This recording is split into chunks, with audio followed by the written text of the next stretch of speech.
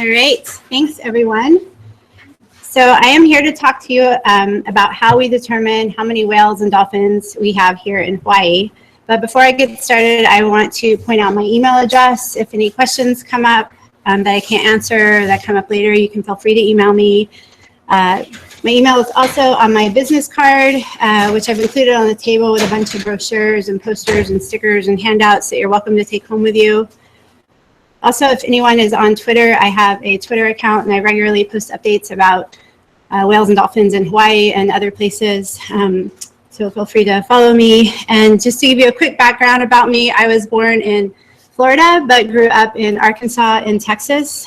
I got a degree in marine biology from Texas A&M University at Galveston, and then moved to Seattle, Washington, where I got a master's and a PhD at the University of Washington's School of Fisheries and Aquatic Sciences. My graduate work was spent studying a small population of gray whales in the Russian Far East.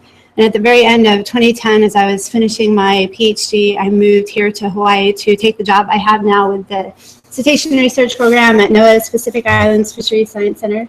And I currently live in Honolulu on the North Shore with my husband, Mills, who's back there, where we like to spend lots of time outside and hanging out with our crazy dog and 2 cats. So before I go too much further, I just want to make sure that we're all on the same page with a few basic facts. I want to make sure that everyone knows that this guy has more in common with this guy than with this guy. I'm sure that most of you know that whales and dolphins are mammals and not fish, so they breathe air, they regulate their body temperature, they have live young, they produce milk that they feed to their young, and they even have hair at some life stage. Whales and dolphins make their living at sea, and for some species they actually do so at great depths. They do come to the surface to breathe, which ends up being really helpful to those of us that are trying to study them. I'll probably use the word, or I will use the word cetacean a lot, which may be a new word for some of you. So I wanted to be clear that when I'm using it, I'm talking about whales and dolphins. Mysticetes and odontocetes too much, but those are the words that we use to talk about whales that have teeth or that don't have teeth and whales that do. Mysticetes don't have teeth, are food with keratinous baleen plates, and mysticetes includes all large whales except for the sperm whale. And odontocetes use their teeth to bite food, and they include dolphins. So yes, dolphins are actually whales, porpoises, sperm whales, and small whales. So one of the most amazing parts about studying cetaceans in Hawaii is the sheer number of species. I wanted to ask you all if you happen to know how many species can occur in Hawaiian waters. Does anyone want to take a guess? Throw one out there. 20. It's good. Keep going. Who said 24? That is very close. There's actually a minimum of 25, but one of these species, let's see, the North Pacific right whale down there is so rare to the islands that a more common number is actually 24. But it's also possible that there are species here, particularly far offshore, that we don't even know about yet. So I don't know a whole lot about the role of cetaceans in Hawaiian culture, although I am trying to learn more. But it actually seems like the importance of whales and dolphins in Hawaiian culture is a bit of a mystery. I've heard conflicting accounts of their role as aumakua and whether they were ever hunted or eaten here.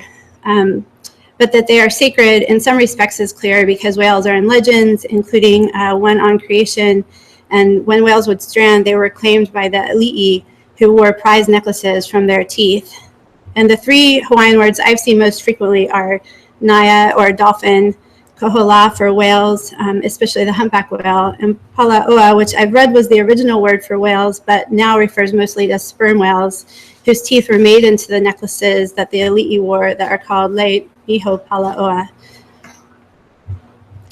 So there's lots of fun and diverse stuff to know and appreciate about whales and dolphins, but alas, I work for the government, specifically the National Marine Fisheries Service. So we are required by law to study cetaceans in specific ways.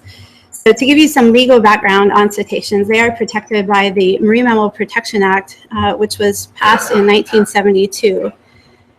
The MMPA covers a suite of conservation and management measures designed at making sure that certain activities like military sonar, oil and gas activities, scientific research, commercial fisheries, and especially do not cause marine mammal populations to fall below their optimum sustainable population levels. As part of this, the Marine Mammal Protection Act requires that we produce what are called stock or population assessment reports for all known marine mammal populations in U.S. waters. And these stock assessment reports compile relevant information like where the population is distributed and how much it is affected by human-caused mortality so that we can understand how the population is doing and its status, in other words.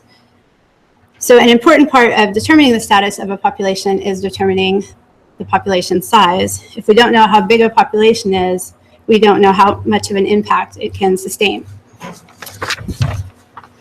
So that's a large part of my job, is trying to figure out the size of all the cetacean populations in Hawaiian waters so that we can understand what their status is. But how do we do this?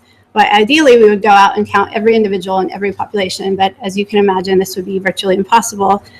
So instead, we rely on two methods where we can use the sighting rates of some individuals in the population to help us understand the total number of individuals in the population. And the first of these methods is called mark recapture.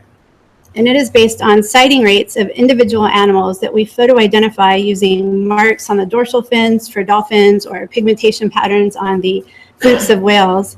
And if we go out and photograph the same individuals all the time, we will estimate that the population is small. But on the other hand, if we go out and see new individuals every time, we will estimate that the population is large. And this method works really well when the populations range in known areas that are easy to access. So like populations here that stay close to the islands, like spinner dolphins or humpback whales.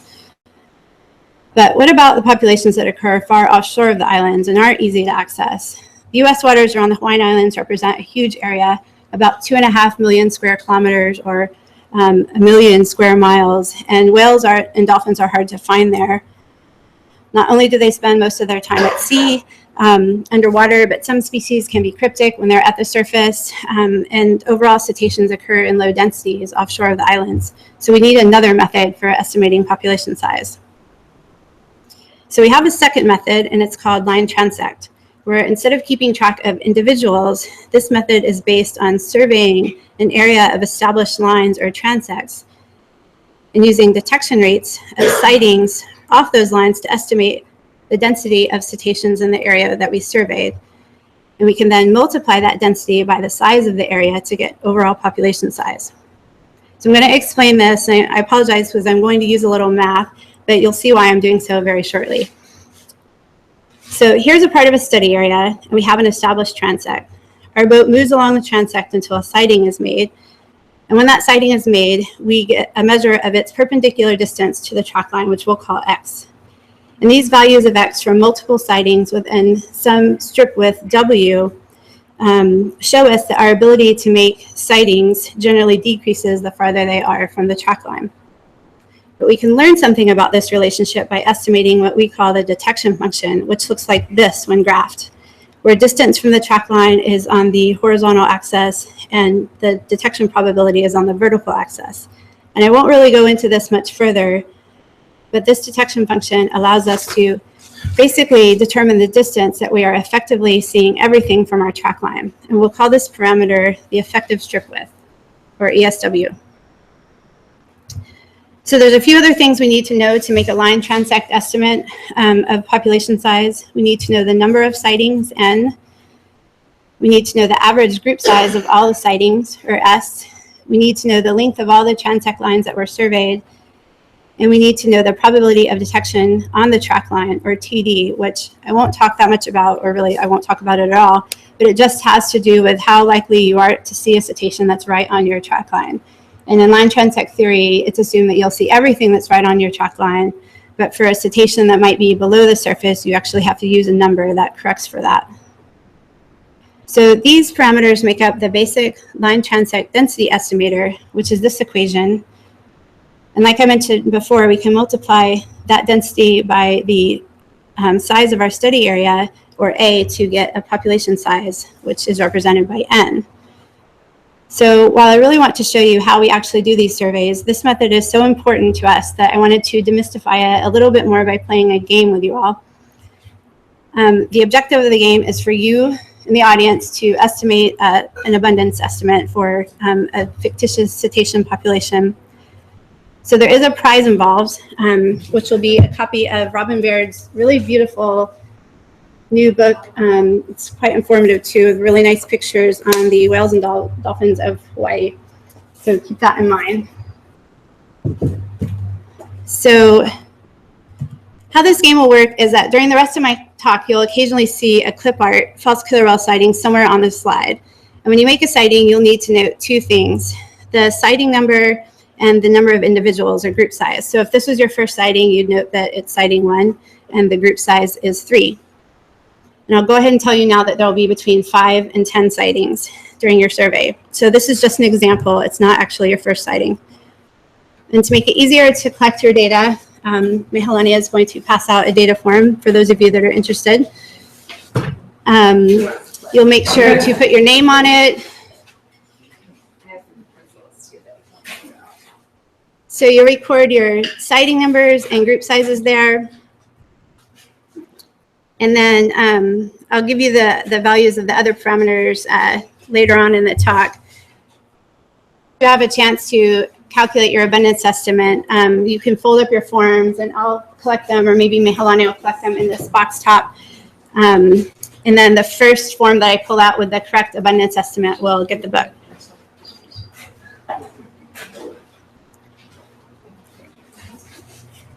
Anyone else want a clipboard?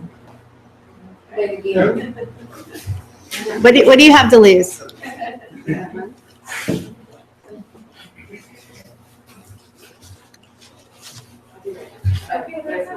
There's actually enough for everyone. If everyone wants. There's tons of forms too, even not on the clipboard.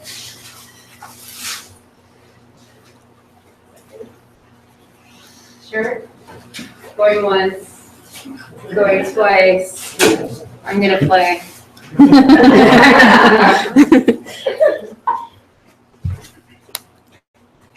Okay, does everyone have their data form? So just take a look at it and make sure that it makes sense. So you'll put your sightings here, your associated group size here, and then at the end of your survey, you'll count up all your sightings here, you'll average your group sizes here, and then I'll give you these other parameters: the effective strip width, the length of the transect lines, the track line detection probability, and your study area size.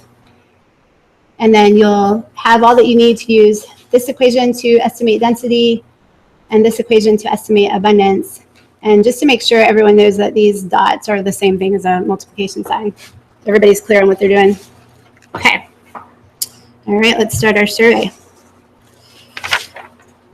So when we conduct a line transect survey for cetaceans, we use a NOAA research vessel, which in our case is a 225-foot ship that is staffed with a dozen or more scientists, which include a team of visual observers.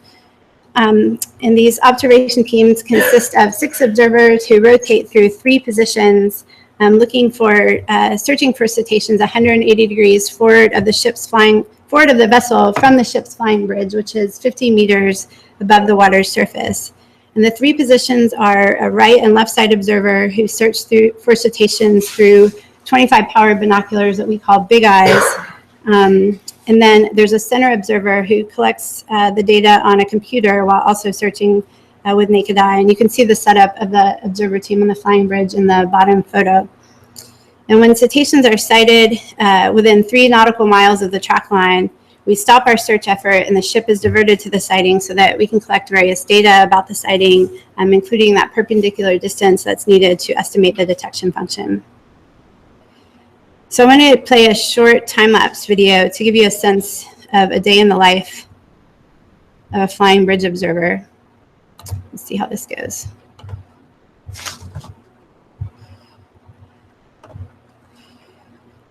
So you can get a sense of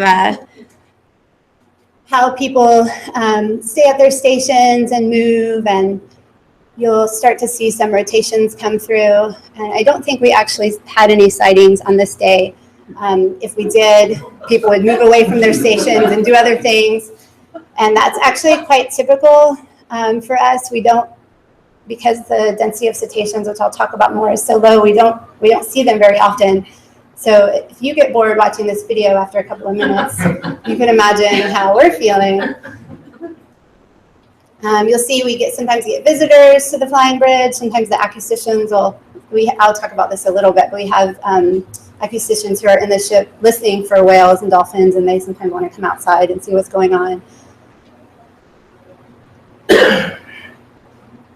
Sometimes people just want to come up and hang out and talk, and sometimes we have to tell them to be quiet so that we can focus.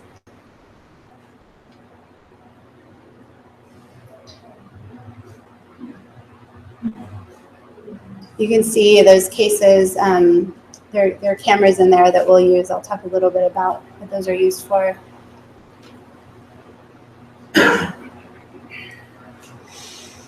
There's always somebody on the flying bridge. We always have our eyes on the water. If somebody's shift overlaps with a mealtime, then the observer will come and relieve that person so that they can go eat. And so you see these like random switching out. But it's just a very long day. How long do you do this? From sunup to sundown. What, a month, all year? Yeah, it depends on the length of the survey. Like, usually we're lucky to have 30 days a year. I'm going to talk about an effort that we have that's actually several months.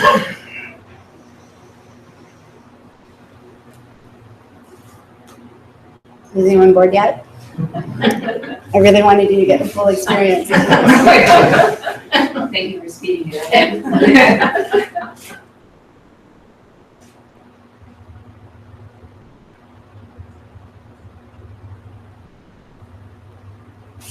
All right.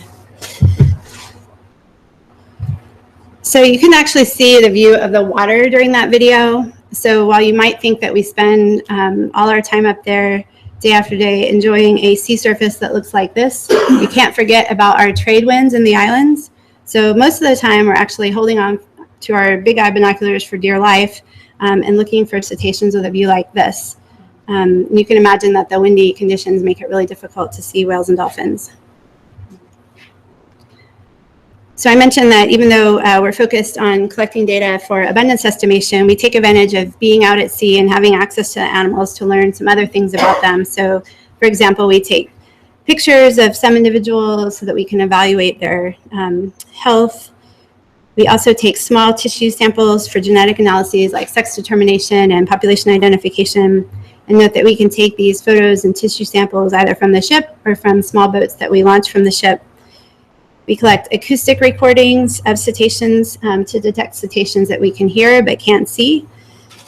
And we also collect oceanographic measurements so that we can evaluate the environmental conditions of where cetaceans occur.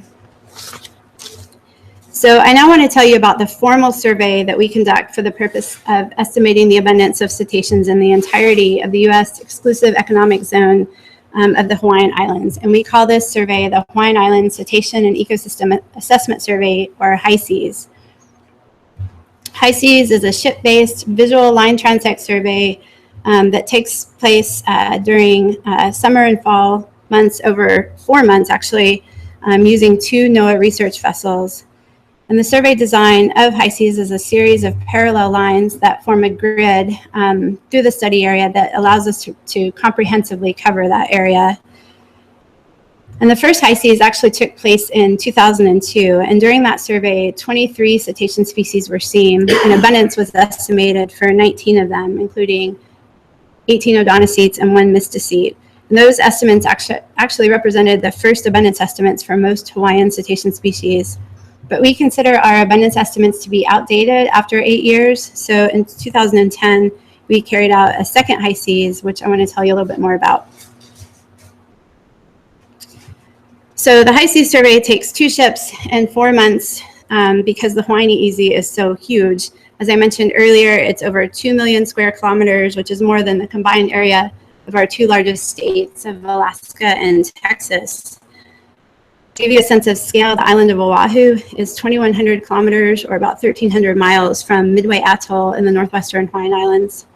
So during High Seas 2010, we conducted over 1,600 kilometers of line transect effort, and those are represented by the fine gray lines on the map. And that survey effort led to 198 cetacean sightings, which are shown as the black dots on the map. We were able to estimate abundance for 19 species, including 15 odontocetes and 4 mysticetes, although we did encounter 23 species overall. So here are the number of sightings that we obtained for each species for which abundance was estimated. And you can see that the number of sightings are pretty low, actually, ranging from 1 to 23 sightings per species. This actually adds some complexity to our abundance analyses that I won't really talk about, but if you have any questions about it, we can talk about it later, or I can refer you to a couple of papers that we have on the survey. So the resulting abundance estimates were highest for rough-toothed dolphins, for striped dolphins, spotted dolphins, and Fraser's dolphins in the high tens of thousands, and that's shown by the number in the N column. I've also included what we call the coefficient of variation, or CV, of each estimate, which is a measure of the precision of each estimate. And precise line transect estimates will have CVs that are less than 0.3, but ours are generally always greater than 0.3 because the small number of sightings that go into the estimate. And because of this uncertainty, we don't use that N value as an exact number. So the next highest estimates were for bottlenose dolphins, short-fin pilot whales, Rizzo's dolphins, and pygmy killer whales in the low tens of thousands. And then our medium abundance species in the high thousands were melon-headed whales, long-wings-beaked whales, and sperm whales. Our medium abundant species in the low thousands of animals were Blainville's beaked whales, Brutus whales, and false killer whales. Our lower abundances in the high hundreds were Cuvier's beaked whales and sei whales. And then finally, our lowest abundance estimates were for fin whales, killer whales, and blue whales, with just over 100 individuals. So in terms of interpreting these numbers, although High Seas 2010 was a follow-up survey to that survey that was done in 2002, it's difficult to compare the abundance estimates from the 2010 survey to the one from 2002. And the main reason is that even though we tried to replicate the survey, there is random variation in the sampling process, like sighting conditions, and in the sighting attributes, like group size, that have a really pronounced effect on the estimates given the low sighting rates. So likely between-year differences in oceanographic conditions that led to differences in the density of species in the study area. And this factor becomes really important when you consider that the EEZ around Hawaii is a jurisdictional and not a biological boundary. So whales and dolphins from many populations come into and out of that boundary. So right now, even though we have a really reliable way for getting an estimate of abundance in a given year, it's hard for us to look at trends over time.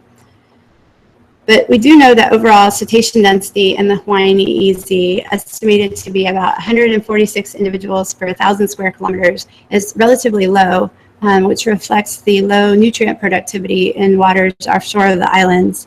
Just as a point of comparison, cetacean density has been estimated to be 3.5 times higher in the Eastern Tropical Pacific and 4.5 times higher in the California current ecosystem, which are both areas that are considered to be highly productive. So recalling that our abundance estimates are set to expire in 2018, we're actually ahead of the curve this year and are going to be conducting another High Seas in 2017. So I want to just draw your attention to that poster over there, as well as a handout. This tells you a little bit more about the survey. We're going to be trying to really regularly communicate with the public about it. We're developing an interactive website now, so just stay tuned to our social media if you want to learn more. It'll be in July through October of this year.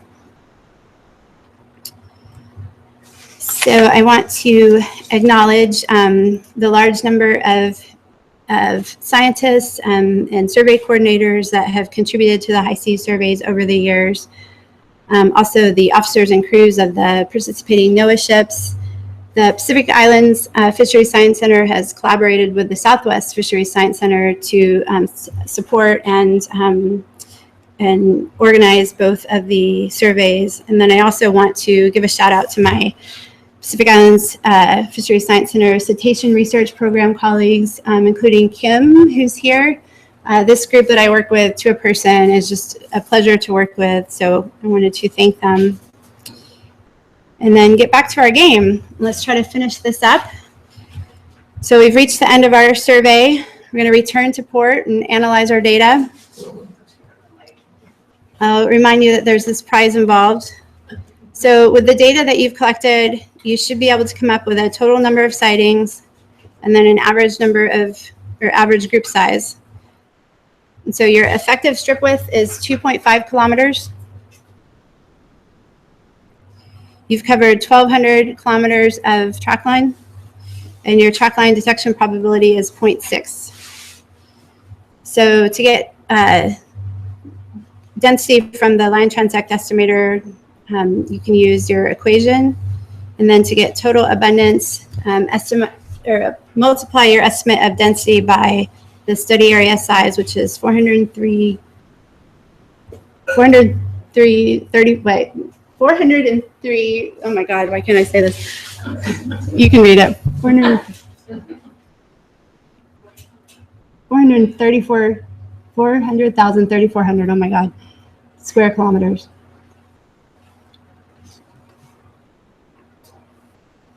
And when you have your abundance estimate, I guess fold it up, maybe take it off the clipboard and put it in here. Yeah, I do know it's good.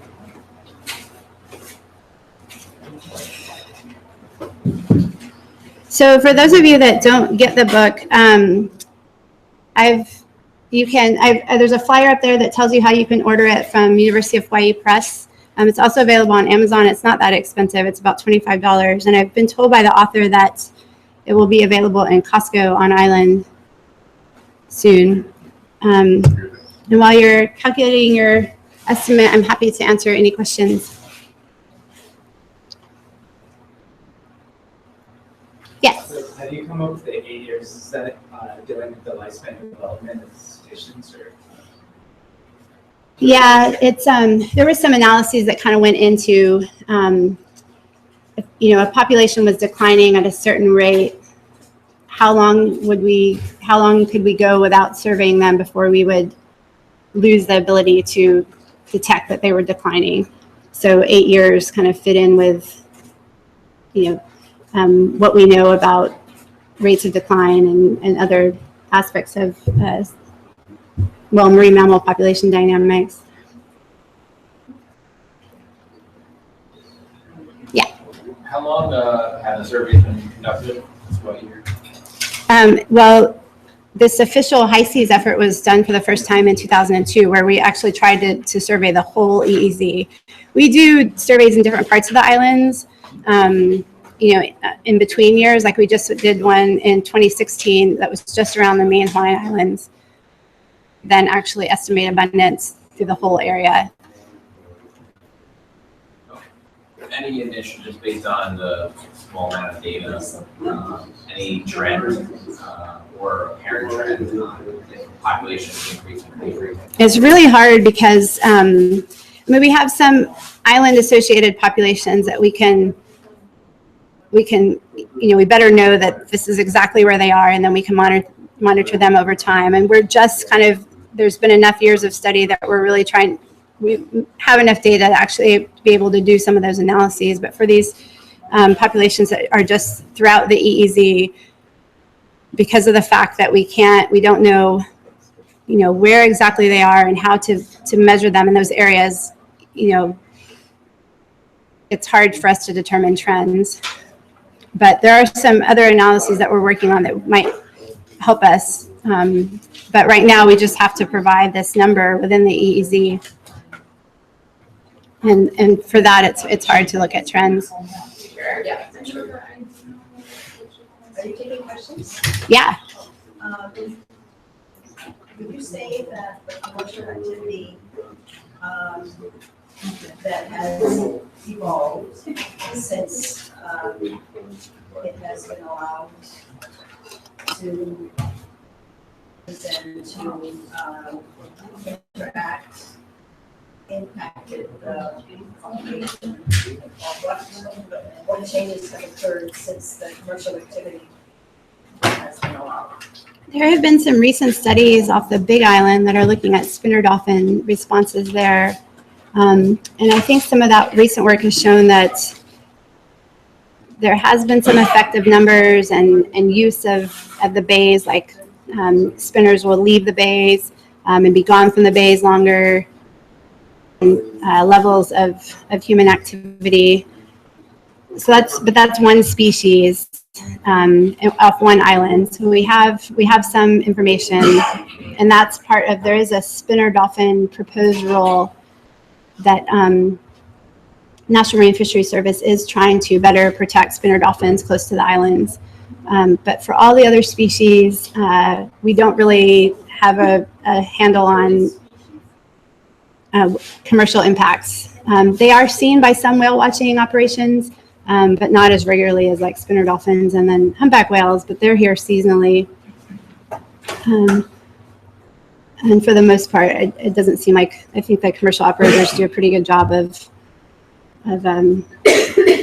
keeping the distance from them and doing the things that they're supposed to do.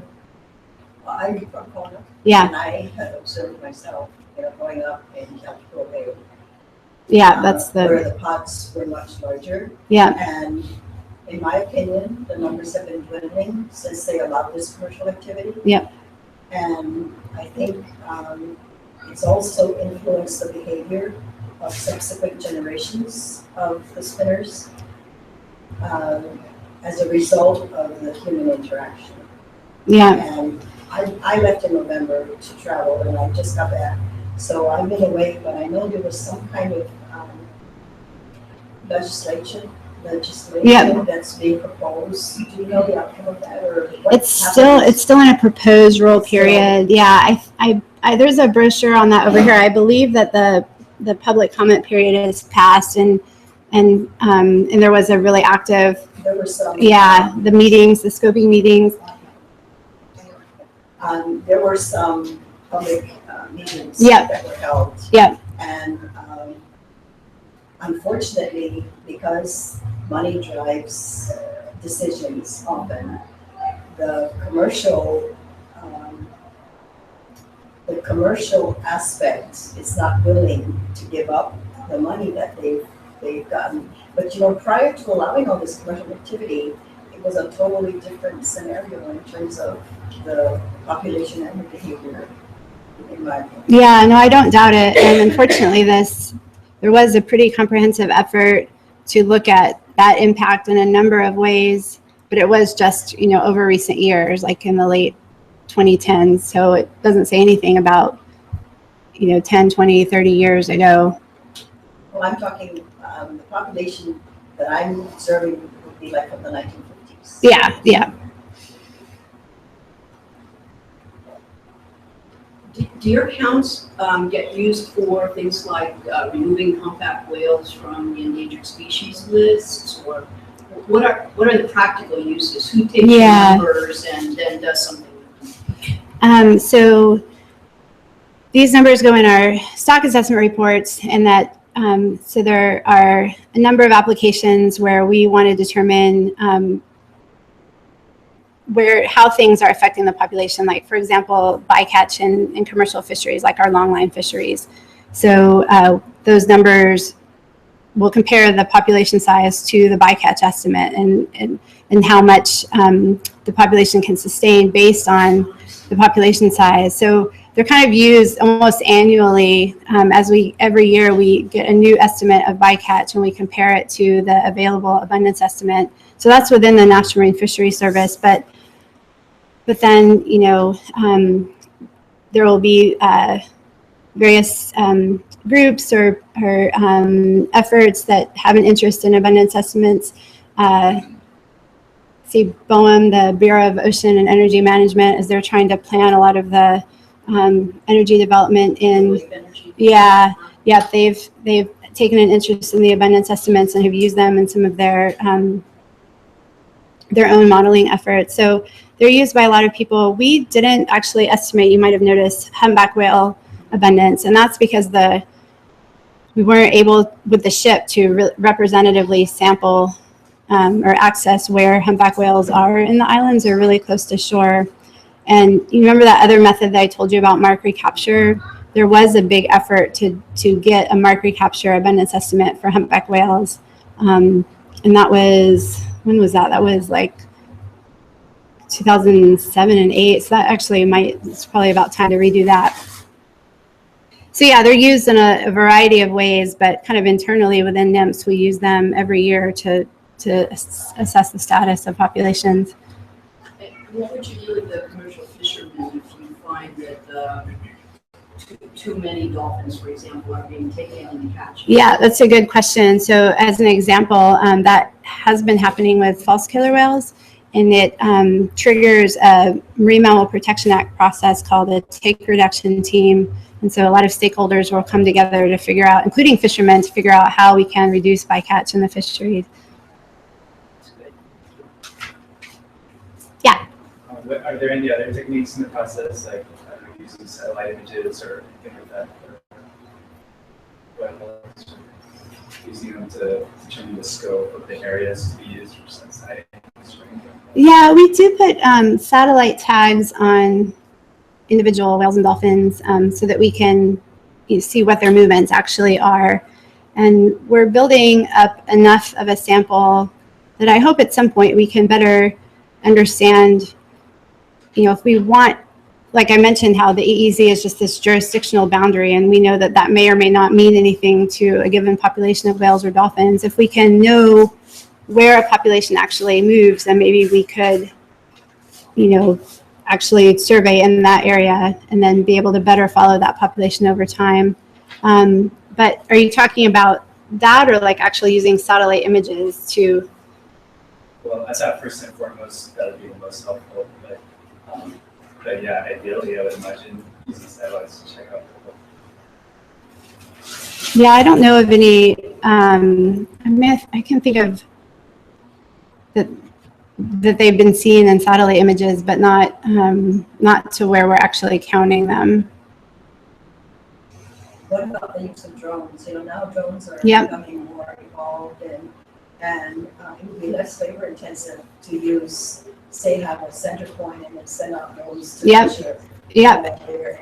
That's great. We just experimented with that for the first time on our survey 2016, I'm going to say this year. And we tried using a hexacopter. And what we wanted to do was because hopefully you guys will know how important the group size estimate is for being of whales and dolphins. We need to know how many individuals are in that group, because that plays a role in our abundance estimate. And right now that group size estimate comes from our observers who are up there. They're watching the animals, but you have animals going like this. It's an art to learn how to make good group size estimates. So you can calibrate those. There have been studies in the past where people have flown airplanes over groups and taken pictures, and then you can compare how observers do to what they see in pictures. So we're kind of hoping to do the same thing with a hexacopter.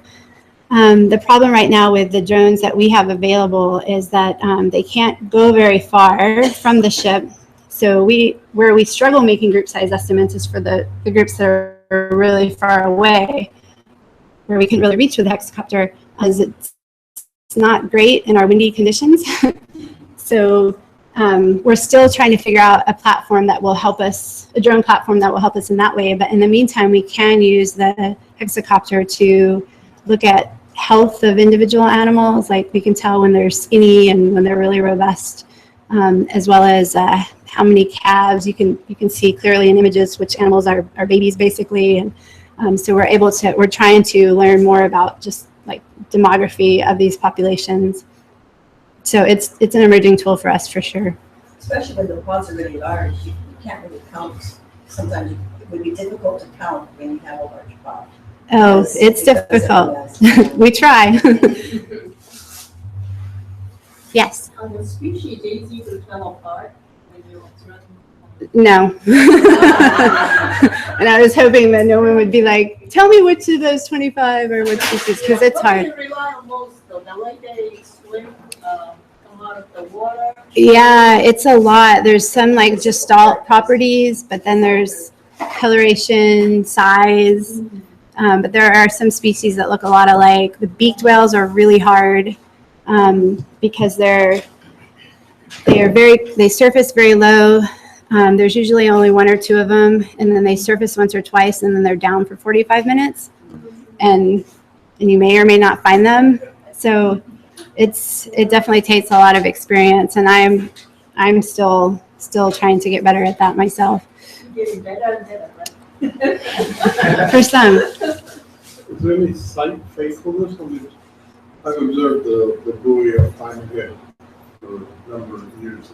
It seems some years there's a mother and calf near that buoy. Of humpbacks or Pardon? of what species? Humpback. Okay. Probably. I think I know a couple of people that work like namely off of Maui, and they go out and they see the same humpbacks. I mean, yeah, there is some site fidelity. I don't notice it every year, but Yeah. some years I see repeated sightings of a big whale and a small whale. Yeah. Well, there's Yes, a that's mother and calf. yes, and there will hopefully be a lot of mothers and calves because that's what they're here doing in the winter. Is having their No, babies. this is one particular site. Yeah. A couple hundred football fields, right? Yeah. It'd be interesting to know if it's like actually the same whale. That's what I'm asking. Yeah. It could be. And we could tell that by taking a picture of its fluke and then following it. The buoy is 3/4 of a mile away. It's the famous one. It's the Gold Coast for Trans-Pacific Blood Race. Okay. So there's quite a bit of information on the buoy itself. So we can use it to measure the distance. What you're seeing. Yeah. Yeah. Cool. But is that too far, you think? To take 3/4 of a mile? Maybe for a good. I mean, you could tell that it is a whale. Maybe for Yeah. getting an idea of the fluke, it might be too far.